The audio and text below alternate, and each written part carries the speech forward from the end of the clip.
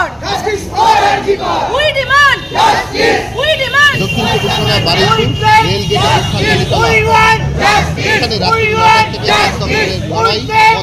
Gate আমরা শুরু করেছিলাম গত 1 বছর আগে থেকে। প্রতিবাদ আমাদের চলবে যতদিন না এই সামাজিক ব্যাধি দূর হবে। ধর্ষণ একটা ব্যাধি, এই ব্যাধি যতদিন না দূর হবে ততদিন আমরা প্রতিবাদ চালিয়ে যাব। আমাদের প্রতিবাদ রাস্তায় চলবে, আমরা রাস্তায় নামবো, রাস্তায় আছি। শুধু একটাই অনুরোধ আপনাদের প্রত্যেককে, আপনারাও প্রতিবাদে সম্মিলিত হন। এই প্রতিবাদ করাটা দরকার। প্রতিবাদ বোধহয় না করতে করতে আমাদের অস্ত্রগুলো ভোতা হয়ে গেছে, শান দিতে ভুলে গেছি আমরা। আজকে যতদিন না আমরা প্রতিবাদ মুখর হব ততদিন এই শাসক দল আমাদের পিছু ছাড়বে না। লজ্জা হওয়া দরকার। এই আজকে 1 বছর হয়ে গেছে, তবু আমরা এখনও জাস্টিস পাইনি। হ্যাঁ, আমরা পাইনি। তিলোত্তমা নয়, শুধু কসবা কাণ্ড মেয়েটি নয়, শুধু তামান্না নয়, আমরা জাস্টিস পাইনি। শুধু তিলোত্তমা মা বাবাও নয়, কোনো ধর্মের রঙে নয়, মানবতার রঙে এটাকে মিলিয়ে দিন। আমার আপনার বাড়ির মেয়েও হতে পারতো। আজকে আমার আপনার বাড়ির মেয়েকে রাস্তায় যেতে সেফ হিসেবে বার করতে পারি আমরা, তার জন্য কি এইটুকু প্রতিবাদ দরকার নয়? উচিত, আমাদের করাটা উচিত, অবশ্যই উচিত। কেন বলুন তো? তথ্য প্রমাণ লোপাট করে আজকে বহালতবিহাতে লোকগুলো ঘুরে বেড়াচ্ছে। আজকে মনোজিৎ মিশ্র মতো লোকগুলো বহালতবিহাতে ঘুরে বেড়াচ্ছে এবং গত বছর কিন্তু এরাই কিন্তু আত্মদখল করেছিল।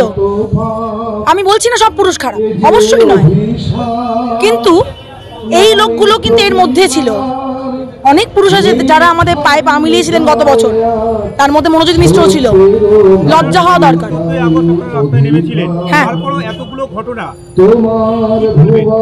এতগুলো ঘটনা এর মধ্যে আমরা দেখতে পেয়েছি রিপোর্টেড হয়তো 2-3টে ঘটনা। এর ছাড়া আরো যে 200-300 ঘটনা ঘটেনি তার কোনো গ্যারেন্টি নেই। এবং আমি আপনাদেরকে দায়িত্ব নিয়ে বলতে পারি, এরকম 200-300 ঘটনা ঘটে গেছে যার কোনো রিপোর্ট হয়নি বলে আমরা জানতে পারিনি। 2-3টে ঘটনার রিপোর্ট হয়েছে, তাই আমরা জানতে পেরেছি বা আপনারা জানতে পেরেছেন। এই আমাদের লজ্জা, আমাদের সমাজের লজ্জা। আজকে লজ্জার বিষয় এটা যে 1 বছর হয়ে গেছে আমরা কোনো জাস্টিস পাইনি। প্রথমে কলকাতা পুলিশ, তারপর সিবিআই। আজকে সিবিআই থেকে এসেও কোনো রকম চার্জশিট জমা পড়লো না। সাপ্লিমেন্টারি চার্জশিট আজও অধরা। কেন? চার্জশিটের নাম করে প্রহসন হচ্ছে।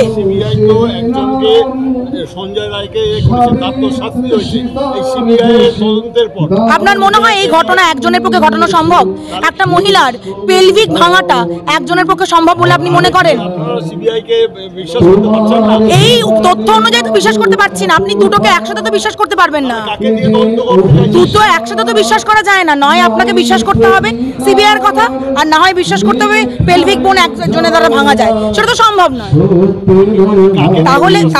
তাহলে এখানে পুরো বিষয়টা যদি এরকম হয় যে শাসক দল সবকিছু দিক থেকে ধামাচাপা দেওয়ার চেষ্টা করছে, এবং আপনার মনে হয় এখানে শুধুমাত্র সঞ্জয় রায় ধৃত আর কেউ নয়, তার মানে ধরে নিতে হবে এমন কেউ ধৃত যারা কিনা শাসক দলের মদতপুষ্ট।